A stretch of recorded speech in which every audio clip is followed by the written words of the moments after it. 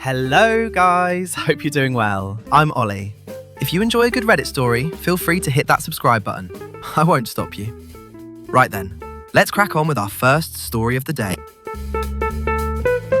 The first story comes from FuzzyBat8678 in the Relationship Advice subreddit, and it says, my, 25 female, boyfriend, 24 male, doesn't want to be with someone as ambitious as myself. I've wanted to be a veterinarian since I was a young girl. As I got older, I gave up on those dreams. But when I turned 23, I decided to give it a go. I went back to school and have since achieved an associate's degree with a 4.0 GPA. I have plans to transfer to a university, then go to vet school. Long story short, my dreams don't seem so unattainable anymore. The problem lies with my relationship. With the way things are going, I won't be done with school until I'm 30 to 31. I've always wanted to get married and have kids before that age, but since I decided to go back to school, I've reconsidered when would be a good age to have kids. My boyfriend wants to get married and start having kids this year. Although I would love to start a family, I'm so torn. Starting a family with him would require me to move states back to my hometown and take time off from school. Not only that, my boyfriend told me he wants to be with a woman who wants to be a stay-at-home wife. This is a text that he sent me. I do not desire to be with a woman who is as ambitious as yourself. It's great for you that you have goals, but I want a big family and a traditional relationship. If I don't decide to change my plans, he and I are going to move on. I also want a big family, and I have no problem with prioritizing my future family when the time comes. However, I just can't reconcile with the fact that he's asking me to give up the dreams I've had since I was a little girl. I love him so much, and I can't imagine my life without him. And so I've been questioning if I'm making the right choice by staying on this path to being a vet. I know it sounds stupid since I'm only 25, but I've been feeling like if I don't do this now, I might not find someone to marry and start a family with. This conversation with my boyfriend is making me question if men just don't want to marry a woman who puts their career first for a while. Maybe I shouldn't think like that, but it's hard not to. On the other hand, I feel like my boyfriend is asking me to give up my dreams so that he can live out his own. So, I guess I just need advice. What are your thoughts on changing my plans to pursue my dreams in order to make my boyfriend happy? Is it worth it? Would I be making a mistake if I let this relationship with someone that I love go? To sum up, I want to be a vet, but my boyfriend wants me to be a stay-at-home mum in the future. I can't stop questioning if I'm making the right decision. A Reddit user says, don't give up your dream, your career, and your future for a boyfriend who supports neither of them. There will be plenty of men who won't ask their wives to move to their hometown and become a stay-at-home mom. Plenty of women have children and careers. Some even have husbands who take up the majority of childcare and housework. Early 30s is young enough to start a family, especially if you have already found a great father-to-be by that time. But even if you haven't, there is still time. I'm not just saying that because choosing a boyfriend over a career is generally a bad idea, but also because you deserve so much better than someone who looks at your dreams, your ambition, your hard work, and says, nah, stay home, make me some babies and a sandwich. I want you to end up with someone who sees and appreciates you, not just a woman-shaped someone who can fill a mother role in his life. OP responds, thank you so much for this comment. I've really been second-guessing myself, but it's true that the man I'm meant to be with wouldn't look at my passions as a flaw and try to change me. It's just a sad thing to accept. Sheikhan 32 says, do not settle for a stay-at-home mom life for this dude. Pursue your dreams, get your education, and build a stable financial foundation for yourself and your future family. Is your boyfriend extremely financially successful and responsible? I highly doubt it. It sounds like he's jealous of your potential and wants to keep you from surpassing him in earning potential or career status. If you won't support your dream, he's not the man for you. T-Flexercise says, hey, you should absolutely know that you have plenty of time to find someone to marry and start a family with.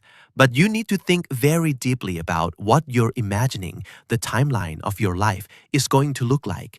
You want a big family? You want to prioritize that family over a career when the time comes, but right now, you're dedicating years of schooling to your career. How do you expect that to work? You finish school at 30 to 31, you get a job. How long do you work that job before you quit it to prioritize your enormous family? When do you start your big family? How big is big? How long between kids? How old will that mean you'll be by the time you can return to your career after your kids are old enough to not need a stay-at-home parent? I think that this job will keep you warmer than this guy will, but you need to be incredibly clear with yourself about the choices you're making, because I think it would be really unwise to continue to hold on to multiple big dreams without any idea of how you're going to make them come true. Having a big family that you deprioritize your career to care for, that's a big dream. Becoming a veterinarian, that's also a big dream. You need to actually visualize how you plan to spend your time on Earth and what your life would look like, not just in a romanticized, achieving your childhood dreams way, but in the day-to-day, imagining what actions you're going to take and what it will look like to live that life. Then, pick what you want your life to look like and make the choices to make it happen. OP responds, "This is great advice. I really appreciate your insight. This is definitely something that has been on my mind recently, and I have a lot of thinking and deciding to do." A Reddit user says, "Don't give up on your dreams, but be wary of resentful and lonely people. Here, criticizing your boyfriend. There's nothing wrong with being a stay-at-home mom. It's not settling. If you chose that lifestyle, it's almost impossible to regret it within the context of a loving family. Women who want careers but leave them behind to raise a family seldom mention their previous dreams as anything more than a passing longing. They wouldn't go back because on your deathbed, those things don't matter more than family. Your boyfriend is not asking you to give up your dreams. He wants to start a family. He's definitely not trying to live his own dreams. A family requires two parents, and he wants you to be a part of this. And yes, you're right. If you wait until you're 31 to start a family or start looking for a guy, you're going to face some bad odds, and you won't have a lot of time to do much with them. Everyone here is a super empowered boss girl until they become undesirable and infertile in their mid-30s. Someone says, "Do not stay with this childish man. A veteran would be crucial to run a homestead farm with big old family vibes. He's just being reductive and mean. He doesn't like you. Move on in glory and live your best life." OP responds, "Yes, stop. I would love that. I think you're right. Maybe he loves me, but he certainly doesn't like me." Later on the same day, the OP provides us with an update, stating, "Hello everyone. I just wanted to leave a little update regarding this post. Thank you for the replies. I read every single one, and the general consensus is that I should not abandon my goal of becoming a veterinarian. A part of me knows that, but I was second-guessing if I was making the right decision. I really love him, and have been with him since I was a teenager. To be honest, I left out some information to try to keep the responses as unbiased as possible. I'll now be referring to my boyfriend as my ex. Here is some important information and responses to some comments I saw. My ex has known for years about my dreams to become a veterinarian and has only recently sprung this on me that he doesn't want to be with me if I go through with it. It started with me talking about the cost of vet school. He then gave me an ultimatum that if I go to vet school, he would break up with me. When I told him that I'm not giving up on that goal, he kind of retracted his ultimatum. But then a week later is when he brought it up again, hence my post. So yes, he did ask me to give up on becoming a veterinarian. He told me that I wasn't acting like a lady, that as a woman, my purpose is to be a mum and a wife, and that I have no idea how the world works. Another comment asked why I would have to move back to my hometown. I moved out of my hometown and have been in a long-distance relationship ever since. My ex used to tell me that his plan was to move to the new city where I live now, but he randomly decided against it. He was not willing to compromise and told me many times that I would have to move back for us to be together. This was another point of contention for us. Many people were wondering if he had the resources to take care of a stay-at-home mum and a big family. Short answer, maybe for a while. He hasn't had a stable job for months, but he has a good amount of money and assets. It would be okay for the short term, but it definitely would not provide the life he or I have expressed that we would want. I left all of this information out because I wanted to hear people's advice at face value. But I recognize now that all of this is pretty important information. I'm not sure if I'm missing any other important questions, so I'm open to answering more if needed. But I think at this point, the case is pretty clear and straightforward. He and I have broken up. I've come to the conclusion that even if I did everything he wanted me to, he would still find something to criticize and eventually leave me anyway. It's unfortunate, but I guess I'll just focus on becoming a veterinarian, and the whole family thing will hopefully happen when it's meant to. Thank you all again for your comments. I received such great advice, and I appreciate what everyone said so much. Someone says, "Your purpose is to be a mom and a wife?" I would have broken up with him after that comment. The next story comes from a throwaway account in the Am I the Asshole subreddit, and it says, "Am I the a-hole for not letting my sister use my late daughter's nursery for her own baby?" Update is here. Throwaway account because a few friends know the username of my main account. This situation deals with infant loss, as you might tell from the title. It's not graphic, but it is mentioned, so those who are sensitive, please be aware. This story requires some context before I get to the main issue, so I apologise for such a long post. My sister, 26 female, is my only sibling and is a little over 2 years older than me, 24 female. We were close growing up until early teenage years when she moved in with our maternal grandmother and I stayed with our mum. Both our parents had Zaza and alcohol issues, which also resulted in me moving in with the same grandmother a few years later. This will be important to the story later on. Growing up, my sister had different guys over to my grandma's house often. She was always dating someone, and when it didn't work out, she would have a new boyfriend within the next week. There is nothing wrong with this. She wasn't sleeping around or anything like that. She was just very pretty and popular within school, so boys paid her lots of attention. Cheerleader, blonde, blue eyes, tall, slim, etc. I was not like her, but to each their own. I was a freshman when she was a senior for timeline reasons. Well, beginning her senior year, she started dating a boy, we will call him Dave, who had graduated a year prior. She was 18, he was 19. Things seemed great at first. They had a great relationship. She was always smiling, and this seemed like a great thing for her. I was extremely happy for her. After she graduated, he popped the question to her in the summer, and they were set to be married in the following spring. However, she found out she was pregnant around Christmas time that year, so wedding plans stopped and never picked up, even all these years later. She had a healthy baby at age 21, right as I was finishing up my senior year of high school. It was a very exciting time for our family. Both of our parents were a few years clean each, separated, and we were all very happy. That's when things started to change within my sister and Dave's relationship. A few months after having their son, my sister found out that Dave was talking to a few different girls online. I never had any clarification if they met up in person or if it was just online, but either way, my sister was absolutely devastated. When she told my mother and I about this, we tried to console her and offer as much help as we could. However, I was in a college dorm at the time, and my mother was living back with her mum, our grandmother, taking care of her health, so there was little we could offer her in terms of leaving him. However, she surprised the both of us by staying with Dave. Dave was the only one making an income for their small house, and my sister was a stay-at-home mother, and she liked that arrangement more than working, so she said she would try to make it work, especially for her baby's sake. We both understood what growing up in a broken home was like, so part of me understood why she stayed, but the other part wanted nothing more than to help her leave this situation. I promised myself that I would help her whenever I could, once I had the means to. In my sophomore year of college, I met my now husband, 25 male, let's call him Jim, and we hit it off immediately. He's so respectful, kind, loyal, and always makes sure I'm taken care of. I felt like everything that went wrong in my life was worth it because I was able to meet this angel of a man.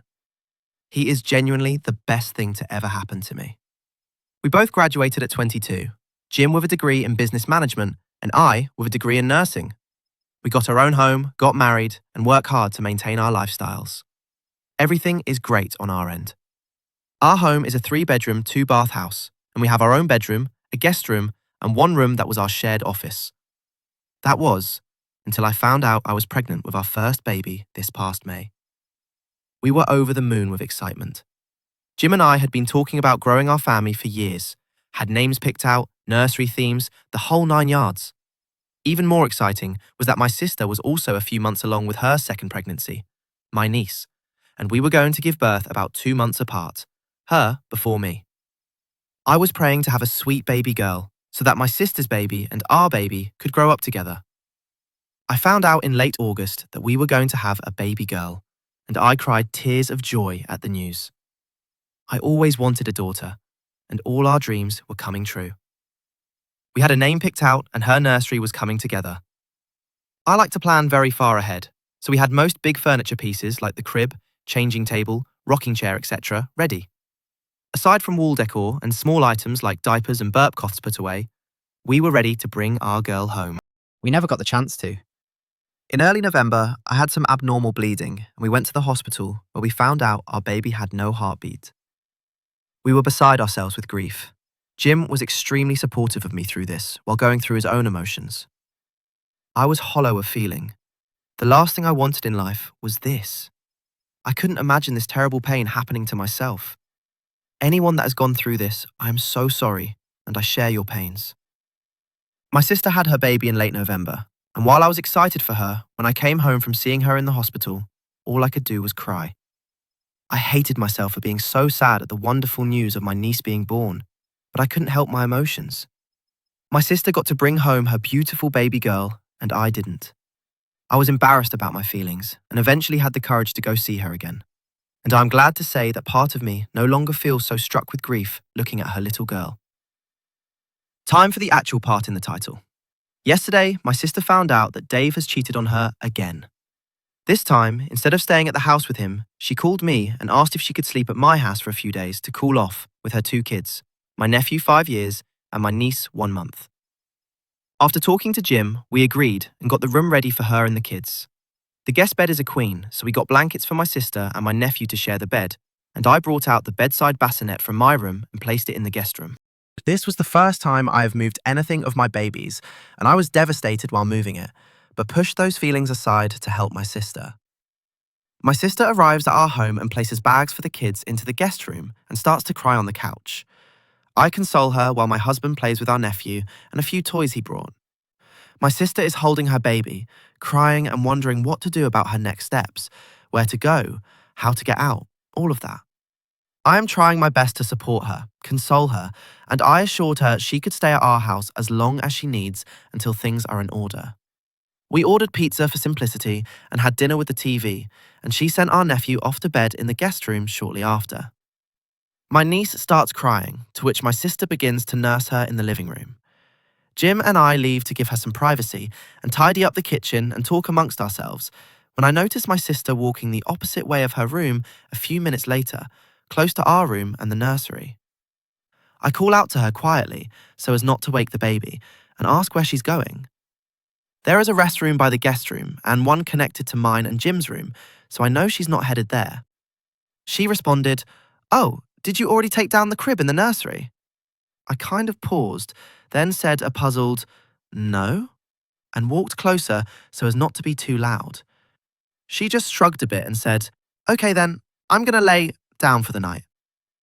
I kindly stopped her and said I had put a bassinet in her guest room and that she could gladly use that, but she responded saying, "Oh, well I figured she would be more comfortable in a crib like she has at home," And tried to walk towards the door. I kind of ran ahead of her and blocked the entrance of the nursery, explaining that I was not comfortable with using the crib and that I would prefer her to use the bassinet in their guest room. She just scoffed and turned around and said something under her breath and went to bed for the night. I felt bad but figured that was it. Well, this morning, I got up for my shift and found my sister getting the kids ready with all their bags. I asked what they were going to do, and she said they were going back home to Dave. I asked why so soon, if she was really ready, or if they wanted to spend more time here, and she made a comment that, "We're clearly not welcome here, especially niece." I didn't want to escalate the situation in front of the kids, so I asked if she would text me about this, and she has yet to do so. I could hardly focus at work and had a panic attack about her being back with Dave on the way home. When I talked to Jim, he said that I did the right thing and that it was totally reasonable to not let her baby sleep in our late daughter's nursery. I also got a text from my mother saying that I should have just let our niece sleep in the crib, as it is not a big deal, and your sister is dealing with big things right now. I feel as if I'm going crazy, but I just want to make sure my sister is okay. On the same side, I want to be able to grieve in my own time, and seeing another baby use our daughter's things when I wish it was her that could use them might make this pain come back tenfold. I love my niece so dearly, and I don't want to have any resentment towards her. But I fear I might if I see her using my late baby's things. Am I wrong for not letting my sister put her baby to sleep in my late daughter's nursery? Do I just suck it up so that she can be away from Dave? I don't know what else to do. Any advice is appreciated. Former Nectarine 4333 says, "You're not the a-hole. I am so sorry for the loss of your baby girl. It is okay to take the time you need to grieve and heal. If that means your sister cannot use the things you bought for your child, then that is okay. If your sister cannot take 3 seconds to care about how you're feeling about losing your baby, that is on her. You do not owe her any of your baby's things." OP provides more information in the comments by stating, "Thank you, I really do love my niece and my sister, but having them use my baby's things is just too much at the moment. I appreciate your kind words." California Jade says, "It sounds like neither your sister nor mother actually see you. You lost your baby in early November, which was just a month ago, so your pain is still fresh. If her only solution to not getting her way in your home is to move back in with her unfaithful husband, wish her well and move on. She's not your responsibility. Something tells me that if it wasn't about her using your nursery, something else would have come up. She peaked in high school, and she's facing reality now with 2 children and a husband she can't trust. So she pulls a power play on you, and you're just supposed to get over your recent loss and give what is left over to her? You're not the issue. The real issue is what she's going to do with her life and her marriage, not the a-hole." Later the same day, the OP comes with an update and says, "Wow, for starters, I did not expect my post to reach so many people, and I appreciate every single one of your comments and messages. I have felt the immense love of the internet, and my husband and I have had a great day of reflecting, reading comments, and coming up with what to do. You guys have truly made me smile for the first time in so long, and I appreciate that more than many of you may know. Thank you for being so kind." For some clarification as well. 1. I am in therapy as well as my husband. A few of you recommended me some grieving counselors, mum groups to join, and a few other resources which are greatly appreciated. Please rest assured that I'm getting the right help to navigate this loss as well as my husband. 2. My sister and Dave are not married, which makes her leaving him even easier in my opinion. But alas, you will see where that goes shortly. 3. My mum and sister are both quite self-centered. After reading several comments, I have done some reflecting not only on this instance, but on other instances from when we were kids or growing up. And I see it so clearly. I guess hindsight really is 2020. Now for the actual update. My mum did end up reaching out to me first this morning and apologised for her statement and not seeing my struggles. We had a long talk on the phone that involved some tears and long apologies. And while I am by no means fully forgiving her for what she said, I do find it a step in the right direction for our relationship. I am speaking to my therapist a bit more about this instead of solely focusing on the loss of my baby, so that will be great to unpack when it comes up in my next session. As for my sister, I reached out to her using some of your points and statements from the comments. I was extremely respectful, put forward my boundaries, and explained that even though I love her and her kids dearly and want nothing but the best for her, I need time to process my grief still, and that opening my house to her would not be the best option at the moment. I know that may sound like the minimum, but coming from being a giver and a people pleaser, this is a big step for me, and I am proud of myself. I received no response back, but I did find out that she posted a lengthy Facebook post about her loving family, her perfect husband, and most of all, her bundle of joy, my niece. If I could upload it here, I would, but I don't want anyone finding it and attacking her. Yes, I realise that this is a personal attack on not only my decision not to have her baby in my crib, but also, like many of you suggested, an excuse for her to run back to her husband. From what I know, he is not physically abusive, but there definitely has to be some sort of manipulation going on, mixed with her self-centered attitude that makes them stay together even after this. Though I was extremely hurt by this, I've decided it is in my and my husband's best interest to block their social media and stay low contact with my sister. Though it pains me to do so, and I love her and her kids so much, this is what is best for me, my family, and my healing journey. I likely won't have many updates, if any, after this. But I figured everyone who commented and wanted to know how I was going forward deserved a sort of closure to this story. Thank you all so much for the kind words, the well wishes, the advice, and having my back when my family didn't.